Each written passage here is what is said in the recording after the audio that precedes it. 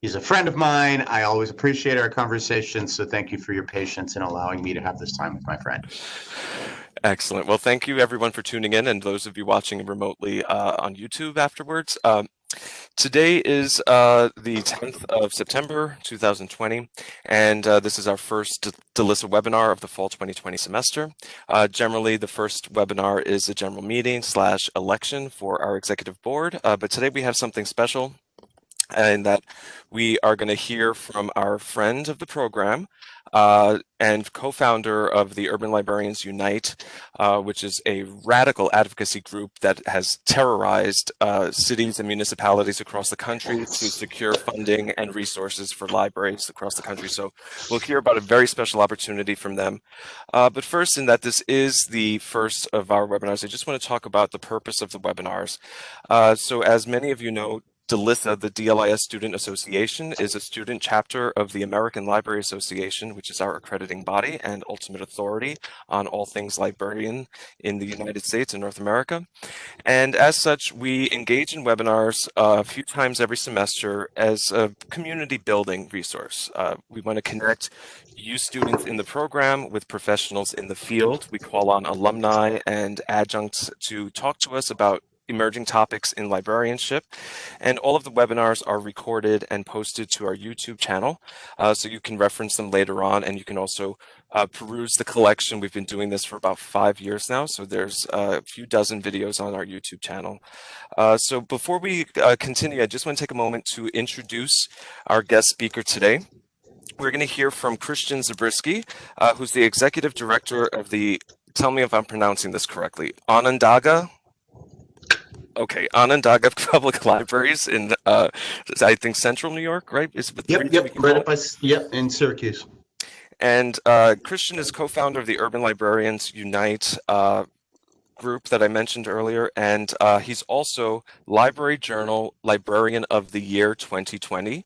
I know that award was granted to you what feels like 8 years ago, but Yes. congratulations. Yes. Congratulations on being Thank one of you. Library Journal's Librarians of the Year in what is Thank you. possibly the hardest year for librarianship that we've Yeah, Laura seen. and I were talking about that. Like, we feel super, like, kind of ripped off here. So I got this in partnership with my business partner, Lauren Comito. Lauren Comito she's amazing. We are partners. Everything we do is in, like, partnership, right? And so this is very much something we got together. And when I got it, I was like, I'm going to make so much money speaking this year, right? Because this is my year I'm going to get all the keynotes. And I'm getting a Fulbright. This is my year to apply for a Fulbright. I'm going to get a Fulbright this year. And now I am where I am. And people talk to me about things, and I sound insane. Somebody actually interviewed me for Publishers Weekly last week, and they asked me what the future of libraries was. And I was like, oh, staff safety. It's all about staff safety. And they said, well, what else? And I just started sounding insane because I was like, there is no else. There is no other thing. If you do not have your staff safe, if you don't have this, if you don't have this, and if you don't have this thing, you're a super spreader. And then you have this thing. And I was like, there is no. Don't talk to me about like cool resources. Don't talk to me about programming. If you don't have breath guards, if you don't have multiple masks assigned to every staff member, if your floors are not laid out with walkways and barriers and all this stuff, nothing else matters. So, yeah, I mean, you sound kind of crazy now as a library director. I mean, it just kind of goes with the territory, I think. Right. Well, speaking of crazy, let's talk about this research fellowship. Yeah. So we're really, really, really excited. Urban Librarians Unite. One of the things that we've been doing and really focusing on for a long time now is really frontline librarianship, right? So we really, really focus on librarians who are serving in the field, who are, quote unquote, driving a ref desk or holding down story time. And our focus has always been really on those folks, the folks who are doing the early career work, the early frontline work, because a lot of times, even as you start to move up in your career, eventually you'll get to a library director gig or a head of collections or something like that, and there may be less contact. But even as a branch manager, even as a beginning manager, or somebody who's mid-career, you're going to be having a lot of contact, and particularly with folks in urban settings, that can often be pretty stressful, and have a lot of stress baked into it. people on, and I'm not trying to scare anybody, and I'm not trying to suggest to anybody that the work is not, magical and meaningful and worthwhile. It's all of those things. But just on our board, most of the people on my board of Urban Librarians Unite, who are all working librarians, most of us have been threatened at some point in our library life. One person had a patron die in front of him as a result of a fall due to intoxication. I've had a knife pulled on me in a library. I've had a gun pulled on me outside a library. I was physically assaulted in a library by a young man with developmental delays. So physically, he was a 17-year-old man. Mentally, he was a 3-year-old child. And he laid in on me for about 20 minutes. I mean, he really beat the crap out of me. And from that, I had trauma, and a lot of people have trauma. So there's a focus in the work now of librarianship, which is trauma-informed librarianship. So I'm dealing with people who have had trauma, and often in urban libraries you are. So you're understanding that, okay, if they're responding in a certain way or having a certain aggressive response, these are things that they're coming from. One of my kind of watchwords as a library manager at Queens was, always wear a tie. It doesn't matter if it's casual day or dress down day or whatever. I always wear a tie because at some point in the day, I might have a patron who just really needs to yell at a white guy in a tie and not be okay and get away with it. And that's ultimately what I can give my patron in that moment. You know what I mean? Like in that moment, that's what I'm doing. That's the reference request, right? So as we looked at all of this, we determined that not only is there a great deal of trauma that goes with the work, there's a little bit of an attitude around the trauma itself, which can be challenging, right? So we have academic librarians who have different traumas, so they have a hard time relating with a lot of the traumas that a public librarian might encounter. You have people at the admin level. I actually had somebody, and I'm not going to say where this person was from, but this was a person who was in charge of cataloging and collections, right? So like, I love that work, but not a super high contact public gig, right? Tell us that if you weren't stepping over bodies to open the door, you weren't a real librarian in this particular urban center. Mm. I didn't really have a lot of truck with that. I have a colleague who did that very thing. He had one of his patrons die right in front of him. And so I don't really care for that joke too much, and I don't really care for a lot of the mentality that goes with it, okay, which is this kind of, oh, you were forged in the fires of, you weren't forged in the fires of crap. You were really beaten up and it broke you, and you were a less effective librarian as a result of it. So we would like to look and see what we can do as a totality, as a profession, for how we respond to this. What can I do as an administrator? When I was assaulted, nobody came. Like, nobody from my administrative team came to see me. They didn't come for a week, and then it was like to a meeting that we were going to have anyway, right? So that showed me that, yeah, I was senior management at that point, and I got assaulted, and still nobody showed up. So what do we do, and how do we do these things? Anyway, it's a big question, and we got this really huge IMLS grant to look at it. And we're looking at it not only as this kind of concept of trauma, but then also equally interesting is my colleague Lauren is bringing over a lot of these kind of research tools and problem-solving tools from the hacker community, or the social activist hacker community, right?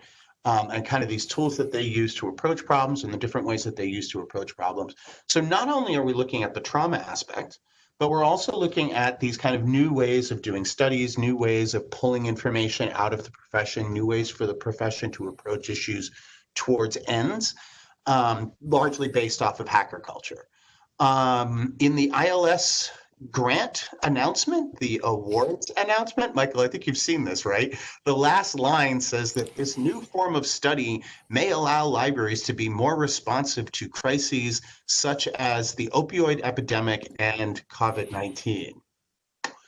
No pressure, guys. Seriously, can't ALA do that work? Because we're just a tiny little org. But the end of the story is, we can't. And we have this funding, and we need interns. And we need interns who can do real substantive work. Nobody makes coffee for us. We don't do photocopies. I make coffee for Comito, but nobody makes copies for us, right?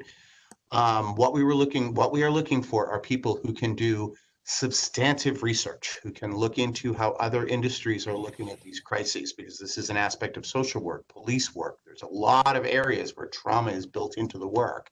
And what can we pull from there? And what structures can we pull from there? We have focus groups that we're going to be doing across the country in numerous large urban centers. Whether or not we're doing those as physical focus groups or we're doing them virtually still remains to be seen. But we will need people assisting us as we facilitate that. And we're looking at libraries like St. Louis. St. Louis, I think right now we're looking at St. Louis, LA County, Salt Lake City, and DC are kind of some leaders for some of the areas that we're looking at possibly doing research and possibly expanding out. I mean, we're also looking at smaller cities such as Eugene, Oregon, and that kind of stuff as possibilities. So we're going to need people who can help us with that stuff. I mean, it's substantive stuff, and our interns in the past have. I mean, we have somebody on our board now who was an intern for us. So we take this work very seriously. We take it so seriously, in fact, that there is a $2,000 stipend that will come to you at the end of the semester. And that's that is a sign of a respect for your work.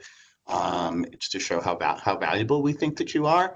And I would be lying if I didn't say that we didn't look at all the other fellowships that are offered to St. John students and tried to do a little better because, we know what it's like, or at least we remember a little bit what it's like. And that's kind of it. I mean, it's going to be a year-long project. We're looking for, part of our deal. We are doing this. St. John's is part of this grant body, so we are pulling these internships from the St. John's students, and we're pretty okay to work with. And we're always happy to be ongoing mentors and assist with people and further down the line as well. Now, what's the end result here? What's the publication at the end of this? So the publication is largely going to be like kind of one of these like pre-publication things, right? So what we're looking to come out with is kind of a body of work that will suggest where we might go to move forward. Okay, so it's kind of like multiple stages, right? So first of all, there's a literature review. We're looking at issues of crisis in librarianship. We're looking at trauma in librarianship. We're both very close to some of the leadership over at San Diego, where they've actually had a murder 2 years ago. I'm very tight with Rivka Sass, their director. So we've been really talking through this process. They really want to be part of that process. So there's the interviews, right? There's the focus groups and that are happening. There's going to be a large survey that's going to go out to as much of the profession as we can. That will have both closed and open-ended questions. So we'll have people going in and coding and doing kind of survey assessment and figuring that out. There's, as I say, the lit review. So it's like the lit review, the survey, and the focus groups are all feeding into this hackathon, right? And then when we ultimately have the hackathon, we'll be pulling together about 30 people from across the country who've been working in this stuff, right? Like early people that we're kind of talking about, Scott Jarzon back in Albany. He's been working on these issues for years and is very well known to be working on these issues, right? So he's on our board. He'll be one of the people that we'll be pulling in on this. We'll have all these people together for about 3 days and just hammer the hell out of it. I mean, just really, really beat it up. We have ideas where they're going to, Lauren, who's a lot smarter than me, has broken it down into various aspects, and these groups will be doing charettes and sharing things, and then midway through, these groups are broken up and reassembled to have people doing different things and working on different projects, and it's just it's a whole very hyperkinetic way of just grinding as much out of a talented body of people as you can possibly get. And we are not suggesting that at the end of this, we're going to have a final report. IMLS was pretty clear about, like, if this is the first time you're attacking a large issue, don't tell us you're going to have the answer at the end of a year, because you're not, right? So we've made it pretty clear that what we're looking at here is we're looking to bench test the research model, make hackathon culture more part of ILS discussions and problem solving.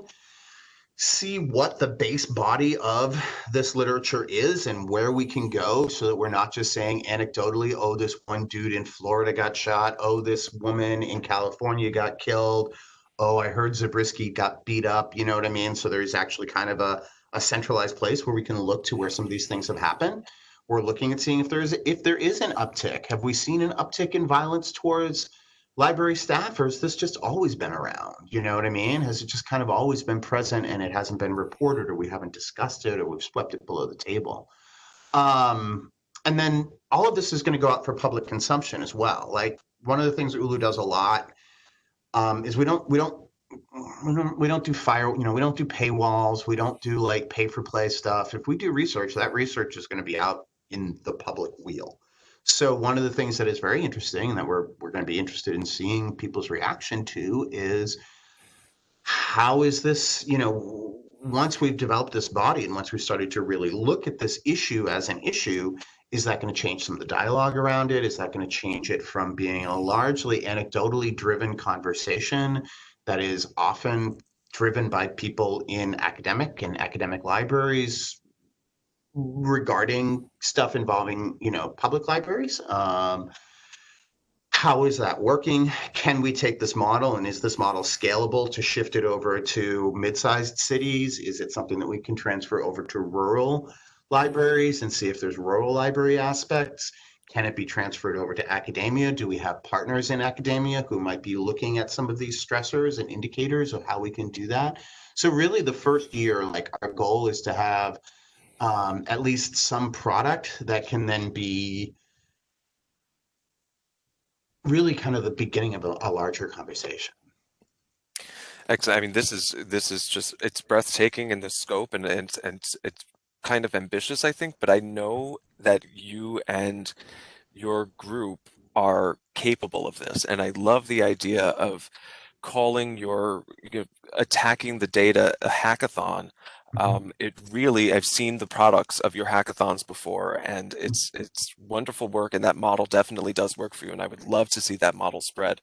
I Thank did a you. hackathon, I did a mini hackathon at one of our symposia on accessibility, and I had students in real time. We made our documents accessible. Our user end documents made them accessible, machine Exactly. readable, and and it really works. The model really works, especially Mhm. for hands-on learning.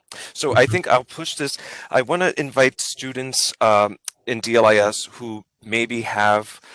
We have a lot of students that have a humanities background, and I think that they would really benefit from engaging in this level of research. Mhm. Students that come, we have students in all over the country, with the exception of California, because California law doesn't allow for, I found this out last week.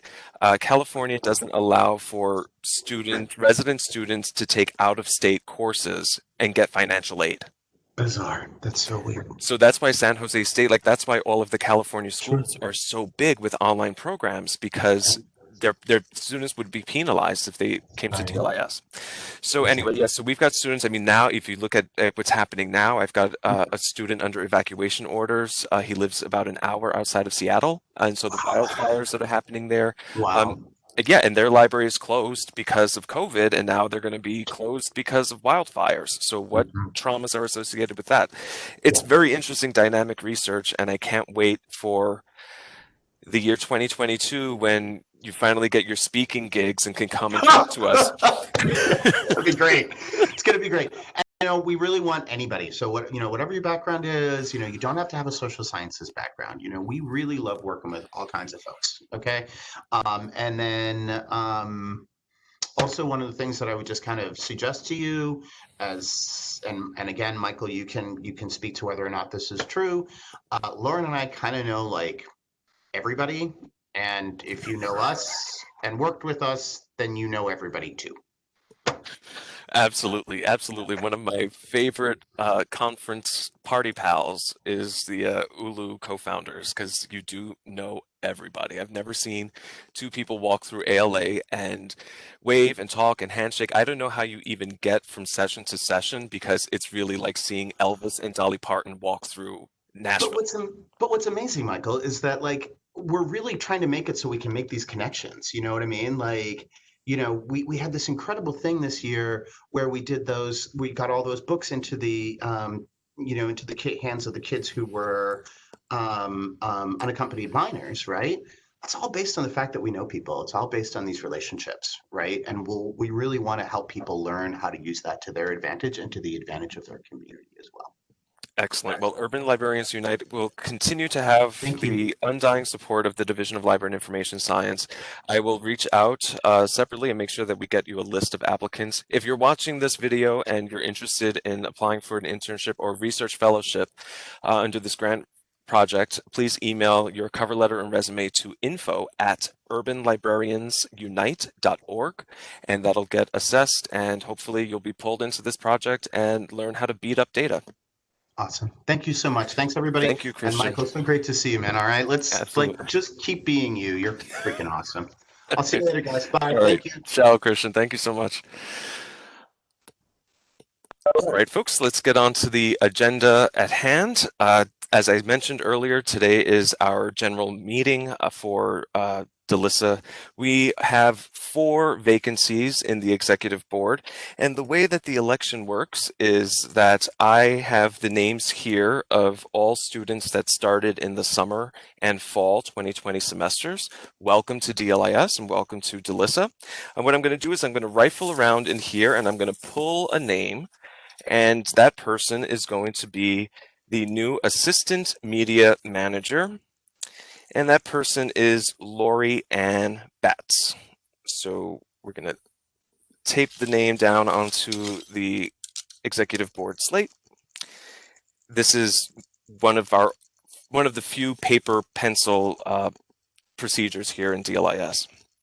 And well, before I elect the next executive board member, the executive board is structured so that first-year students take a junior position, and second-year students occupy a senior position.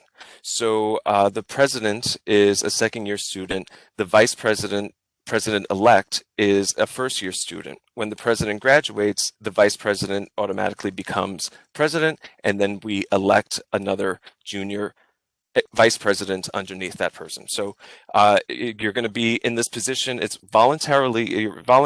I'm electing you, and then I'm going to email you and ask if you want to do this. It's purely resume fodder. So if you're watching this and you're interested in serving as an executive board member for the DLIS student chapter of American Library Association, by all means, reach out to me. We can find you a job.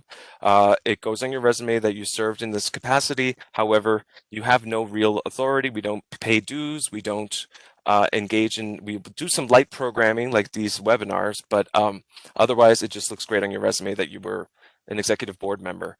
Currently, there are about 14 board positions. So we're filling 4 today. We're going to fill another handful in the spring semester when more people graduate, as they graduate out of the division. So that said, let's go on to the next one. We're going to fill assistant secretary with Laura Lynn Baker. That's great. And we're going to fill social director. The social director is exciting. That's the person that works with me to coordinate speakers for DLISSA webinars. And lo and behold, what a coincidence, she's on the call synchronously. We're going to invite Haley June Ulrich to be our social director starting this semester. And then finally, the also new student who's going to be assisting our social director is Amanda Nicole DeLisi. That's good news for her. And I will go ahead and pick one alternate in case any of these elected board members opt out of serving this year. We will ask Jamie Ann Sloan to occupy that vacant seat. So welcome, everybody. Thank you in advance for your service. Like I said, easy peasy. The only people that got to do any work are me and the social director and the president. All right, well, that's done. The results of the election will be published. Here's what the slate looks like. So our current president is Kyle Nolan. Hello, Kyle. Our vice president, president-elect, is Marissa Heim. Our distance co-chairs are Robert Dean and Alexis Wallace. Due to a graduation, former assistant secretary Alice McLean is now secretary. Former alternate Emily Leo is now media manager. And our symposiarch is Luke Henke, and our junior symposiarch is Elliot Clement. The symposiarch stuff got sidelined by COVID in the spring, so we'll work together to bring our symposium back, hopefully for spring 2021, so look forward to that.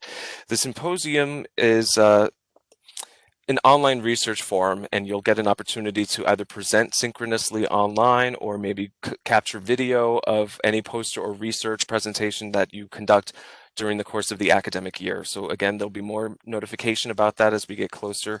That generally coincides with University Student Research Month, which is April. So like I said, we missed this one. It got canceled by COVID, by the pandemic. Hopefully we'll be up and running for next April, and every student in DLISSA is invited to participate, and we do credit it as an ALA student chapter event. So you'll be able to say that you presented at an ALA student chapter event, which also looks great on your resume. Finally, some housekeeping. September 11th, which is tomorrow, Friday, is the last day to add drop courses. You can do that through UIS. After that, you'll get either a transcript notation or some kind of penalty, but tomorrow's the last day to add drop and get your tuition refunded. September 22 will be our departmental faculty meeting, the second of the semester. And then September 24th, the next DLISSA webinar will be an in-depth review of the DLIS e-portfolio. We do this every semester. You can find the previous recordings on the media page of the DLIS LibGuide. We go through Digication and the rubric, so you'll learn about how the e-portfolio is structured and then also how it is assessed. And we hope to have some faculty in on that call to go through. They're the faculty are the reviewers, so they'll tell us essentially what they've seen, what sticks out. I generally go into a section about how to fail the e-portfolio because that gives you more precise information on what's not needed. Not that anyone has failed the e-portfolio, but we do review them and we do have some commentary from the faculty. So we'll go over that on September 24th, same time, same channel, 3:45 p.m. Eastern Standard Time. And before I conclude, I just want to put a word out. As I mentioned earlier, we do have some students that are being affected by various climatological incidents, right? So we have students that were displaced by storms over the summer. Now we have students that are being potentially displaced by wildfires in the Pacific Northwest. I reached out today on behalf of one of our students to the St. Vincent de Paul Society. If you don't know, St. John's University is a Catholic university, but we follow the teachings of St. Vincent de Paul, who asks us to serve the poor and do everything with charity. So across the world, around the world, the Society of St. Vincent de Paul works with people of faith and people who are not faithful to engage in charitable acts that includes collecting and distributing food, clothing, arranging for housing alternatives. We've got, there's a men's shelter just a few blocks from here that we operate with a local parish church.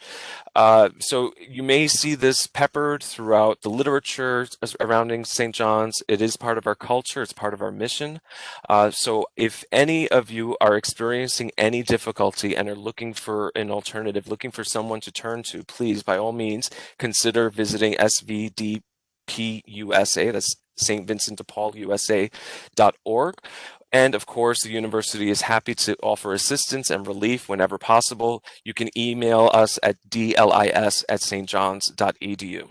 So thank you again for attending and for watching the video. If you have any questions, feel free to reach out to dlis@stjohns.edu. Good luck with this semester, and I'll see you in 2 weeks. Ciao.